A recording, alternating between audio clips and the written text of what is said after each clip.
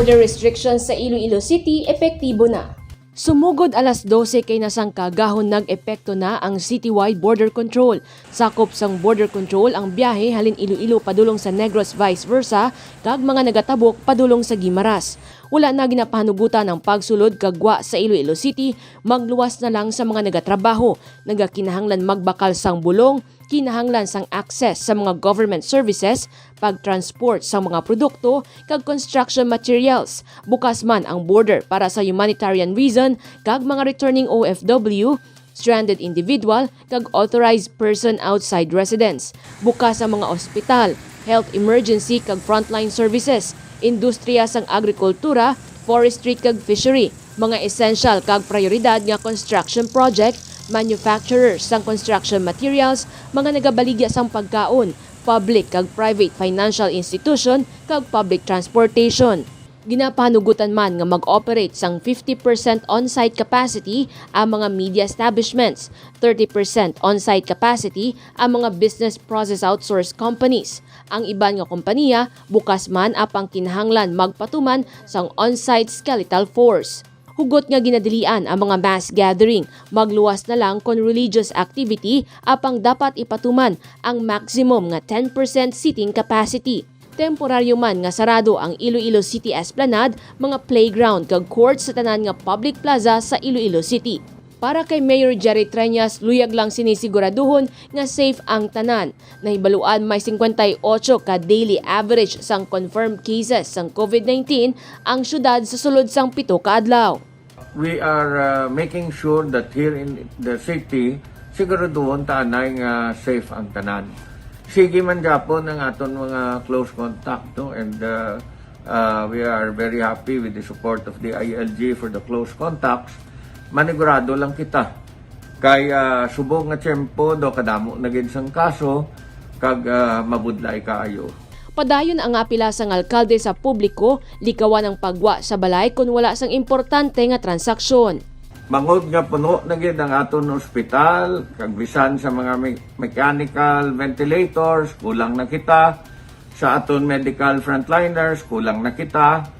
Gapangayo gid ko sa inyo tanan. Palihog lang, tiner ka mo sa balay. Please stay at home. Kung waay man ka mo importante gid nga obrahon, palihog lang, tiner sa balay. We can only reduce the infection if we refuse to go out of our houses in the meantime. Hasta magpanaog gid ang numero sang mga COVID positive patients naton diri sa syudad kag sa probinsya, palihog lang tiner anay sa inyo balay. Sa datos ng Iloilo City Epidemiology and Surveillance Unit, kahapon Mayo 25 tuig 2021, may 78 ka mga total confirmed cases ang Iloilo City. 11 sa mga ini, mga empleyado sang Iloilo City Hall. 3 man ka returning residents kag 2 ka returning OFW ang nagpositibo sa virus. Samtang epektibo alas 6 subong nga gabi, ginadumilian na ang pagbakal kag pag-inom sang makahulubog nga ilimnon sa pampubliko nga lugar. Ini base sa Executive Order 46 nga gimpirmahan sang alkalde. Magalawig ang liquor ban tubtob Mayo 31. Jennifer Garcia Hernandez para sa Level Up Patrol. Swab testing sa mga empleyado sang Iloilo City Hall ang padayon samtang masobra 2,000 na nga mga frontliners, senior citizens kag immunocompromised ang nabakunahan kahapon nga adlaw. Nagapadayon na ang vaccination rollout sa CPU Gymnasium subong nga adlaw. Sa listahan sang Iloilo Vax Technical Team, may 2,184 ang nabakunahan kahapon nga adlaw. Kalakip sa mga ginbakunahan ang mga frontliners, senior citizens, kag mga persona nga may comorbidity. Tubtob subong na lang nga adlaw ang vaccination. Wala anay sang vaccine rollout buwas, bangod na ubos na ang supply sang bakuna nga ginpadala sa Iloilo City gikan sa national government. Sa Hulyo pa ginalauman ang mga AstraZeneca vaccine nga ginbakal sang lokal nga panguluhan para sa Iloilo City. Ang AstraZeneca vaccines kinaobra dito sa India. But kitaya sa Philippines, nagpirma kitaya sa AstraZeneca, kag nagpatindog sila sang ila factory dito sa Thailand. And after nga nakabayad, kita to bala sang partial payment naton, I think sa aton to do 28 million. Kag sa iban pagid nga nagbalayad, nagpatindog sila to sang ila laboratory kag factory sa Thailand. And we will be getting our supplies from Thailand, but masugod ini delivery sa July. Nahibaluan magluwas sa AstraZeneca. Plano man sang syudad nga magbakal sang bakuna gikan sa Moderna, Novavax, Gamaleya kag Janssen. Nakigangot na ang alkalde kay Secretary Carlito Galvez kag Department of Health para sa dugang nga mga bakuna para sa Iloilo City. Nagapati ang alkalde, bakuna ang solusyon agud makabalik na sa normal ang pagpangabuhi sa Iloilo City. Sakop sang vaccination ang mga nagaedad 18 pasaka, residente man o kung hindi residente, apang nagatrabaho sa syudad sang Iloilo. May pre-registration nga ginapatigayon sa mga barangay kag mall. Iniagod mas mapalapit kag mapahapos para sa publiko ang pagparehistro.